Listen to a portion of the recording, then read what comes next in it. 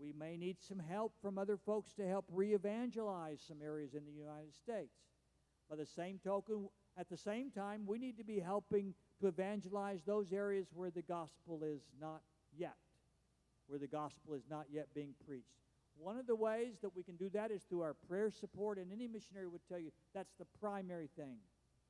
If they can get you to praying about world evangelism, then God will eventually get into your pocketbook. And one of the ways that this church uses it, as your pastor mentioned, is through a way of committing called faith promise. Now, this is not simply saying, okay, I'm going to divide my tithe up.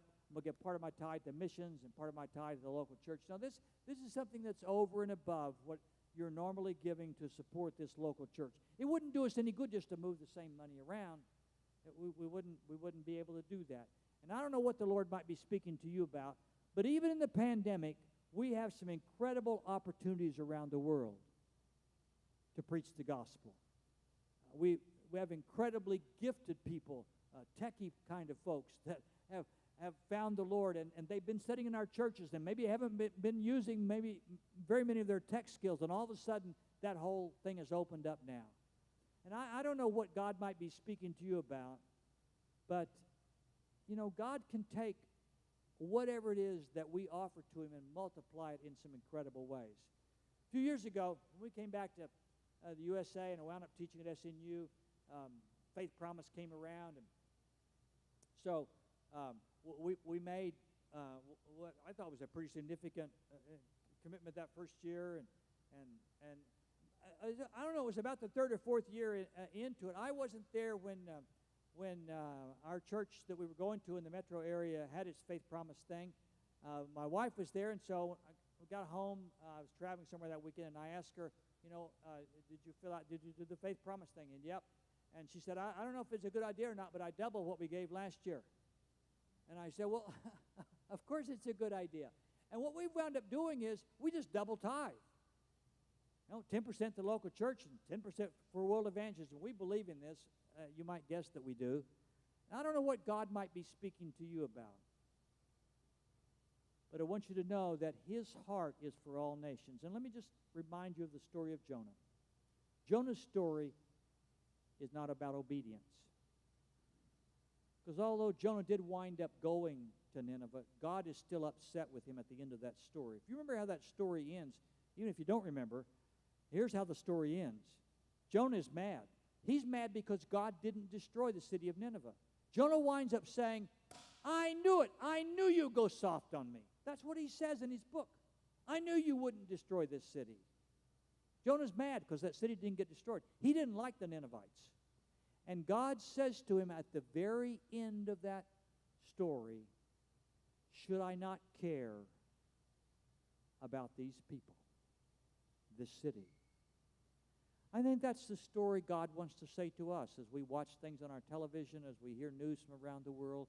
I think God is saying to us, I care about those people. I care about them. I want them to hear about me. Will you help me? I think that's the call that comes to us today on this Faith Promise Sunday. Pastor.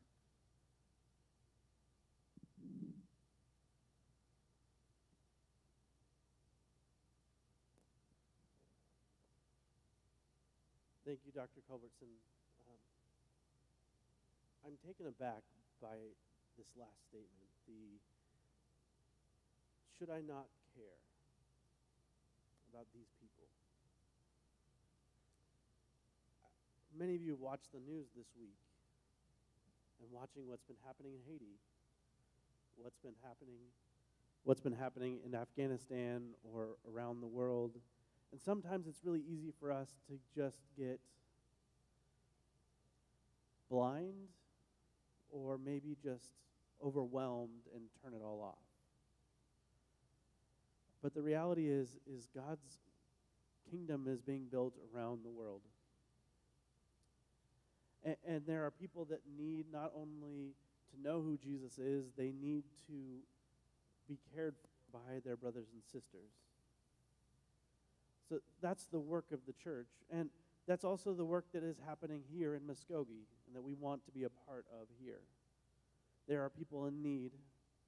people that need a life-changing experience with God, and people that just need someone to come and care. Today's faith promise, and we gave you a card. And it's not something that you're writing a check for today. It is an opportunity for us to step out in faith together. What we do in these cards is we just think about, what could I give?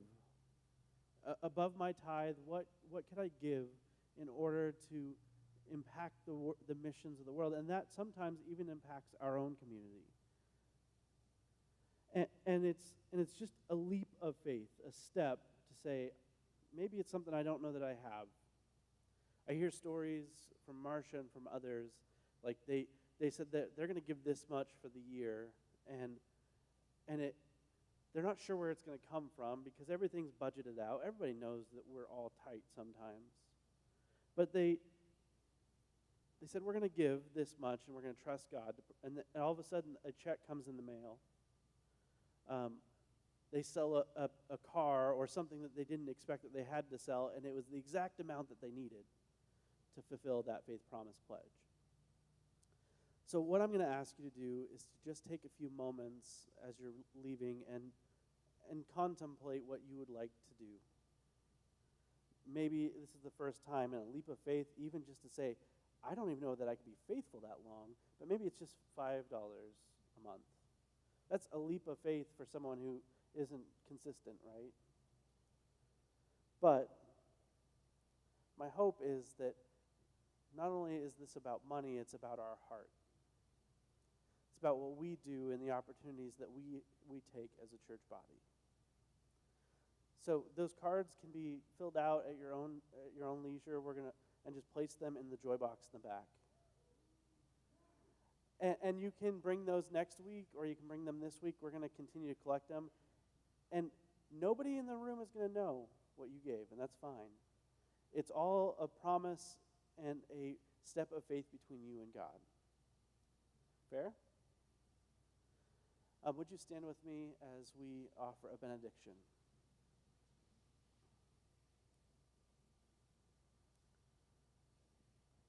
May God bless you and may he keep you. But may his kingdom be built around the world as well as here. Go in peace.